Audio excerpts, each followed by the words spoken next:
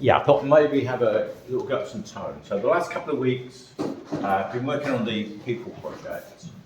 And first week was kind of concentrating on heads and torsos. Then last week, it was really looking at figure drawing and trying to get a sense of proportions, structure, kind of movement, that sort of thing. And also shape, looking at the shapes. Sort of shapes of the actual person plus the negative spaces around, the sort of spaces around the person. So that's the focus. I thought this week I'd perhaps have a go at tone and use this photo. What I thought I'd do though is try it upside down. So this is quite a good exercise for getting people just kind of really looking at lights and darks and shapes and things like that. And not getting too hung up on eyelashes and earlobes and little details. So the idea is to start with either charcoal, or you could start with maybe a paper that's got a little bit of a tone anyway. And then you could either use pastels, or like light and dark pastels, or charcoal and lift bits out. Let's just put another clip on that. So I've started to prepare that a little bit. I'm going to use fairly big bits of charcoal, fairly thick charcoal, and really just kind of work in and just trying to get a sense of where the darks and so I'm just looking at these areas here. So it's quite a nice approach, and it moves away a little bit from just trying to draw lines and fill lines in, so it's looking at blocks of light and dark. So I'm thinking this area here is a little bit darker, and I've got that, and then that's even darker still in here. This area is a little bit lighter. So hopefully it will encourage me to see things in just areas of light and dark tone. Just really focus on almost like these sort of abstract shapes that we're seeing. One of the things that I've noticed sometimes with people's portraits is that there might be a strong light coming this side and a darker shadow here, but I've seen a lot of people paint very, very flatly and then try and put the tones in afterwards. And it's much easier really if you go too dark and then try and lighten up. So really what I'm looking at is just a whole, no real detail at this stage, just trying to get areas of light and dark that I can then sort of work into.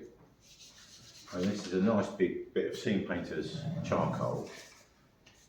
So I think at that stage I might just start lifting some of I'm looking at this shape here. So this would be this kind of eye socket shape. Can then start to draw in with my fingers, work some of the lights and darks in. That's dark, but it's not quite as dark as that, so just work that in.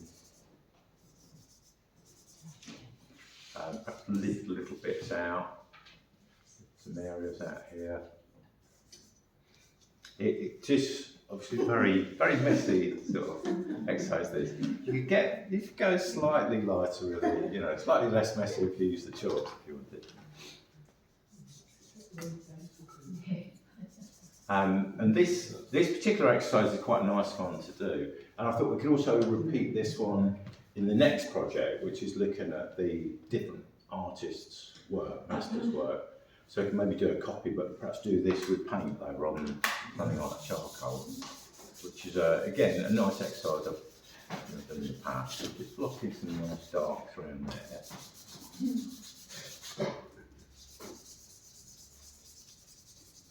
And then what you can do is, I'll do a little bit for the kitchen roll. Here we go. You can lift areas out with a little bit of kitchen roll, or just blend them in, like that.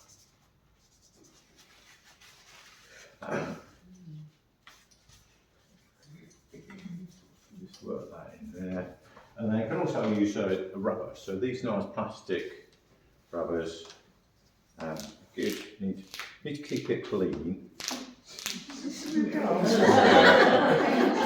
a drawing board or something like that. Otherwise, what happens is you just smear it. So again, kind of lift areas out like that. This is good for lifting bigger areas, broader areas. And within this hair, he's got very white hair, but some bits are lighter than others. Like that little bit there is lighter. This bit's lighter, that's in shadow. You can gradually try and give it a sense of form just through the lights and darks, a little bit of light catching across there. So it's drawing quite broadly. And the thing is not to worry too much about it. Just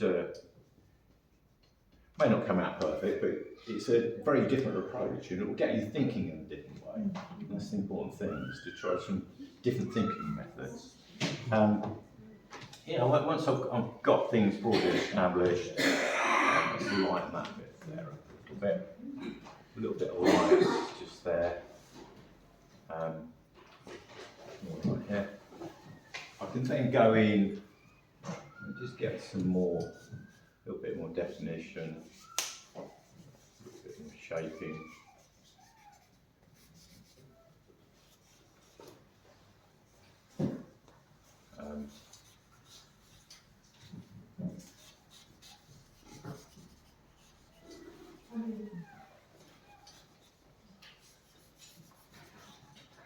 Got the darks in there, a bit of light in there.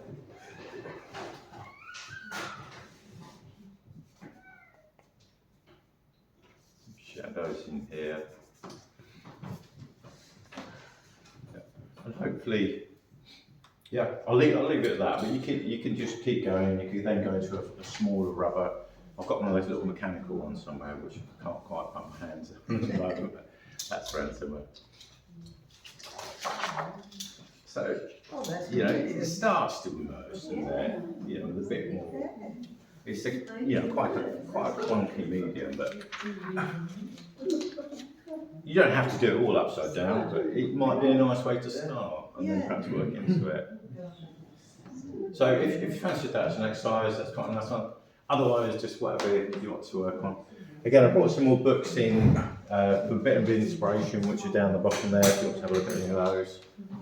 Different artists that use people in their paintings. Okay, and then next week I'll do something similar, maybe use a little bit of colour in some way. Perhaps use the pastel, the colour pastels, or something like that. Very good.